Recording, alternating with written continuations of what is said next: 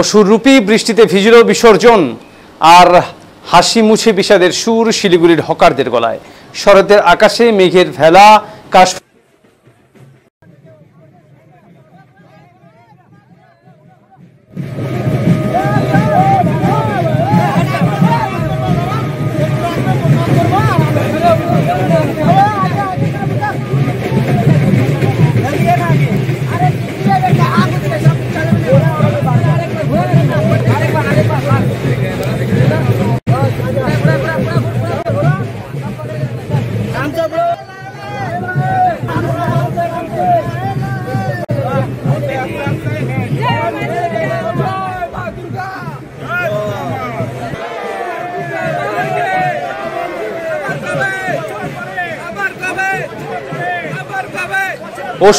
বৃষ্টিতে ভিজল বিসর্জন আর হাসি মুছে বিষাদের সুর শিলিগুড়ির হকারদের গলায়। শরতের আকাশে মেঘের ভেলা, কাশফুলের দোলা আর উলুধ্বনির সুরে শিলিগুড়ির রাস্তায় নেমেছিল বিসর্জনের আবহ। সন্ধ্যা নামতেই হিলকার রোড ধরে একের পর এক প্রতিমা যাত্রা করলো মৌলিক নিরঞ্জন ঘাটের দিকে। ঢাকের তালে, আবিরের রঙে, আলোয় আলোকিত শোভাযাত্রায় ভিড় জমল হাজার হাজার মানুষের।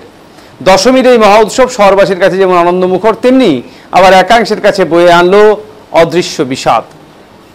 যখন শহর ডুবে উৎসবের আবহে, তখন হঠাৎ নামলো মুষলধারে বৃষ্টি। ভিজে গেল পথ, ছাতা মাথায় ঠেলাঠেলি করেও বিসর্জনের পথে চলতে লাগলো জনস্রোত।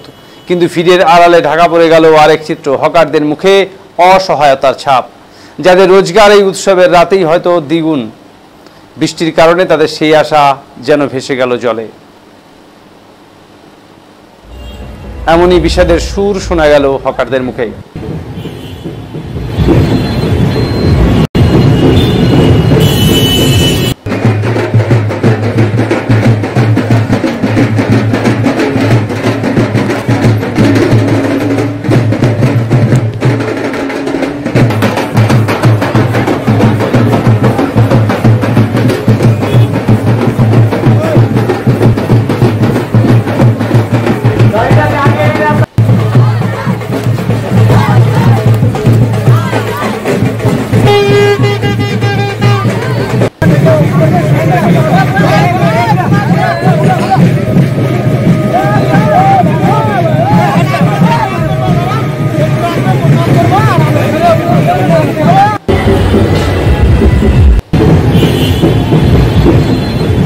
কেমন বর্তমানে?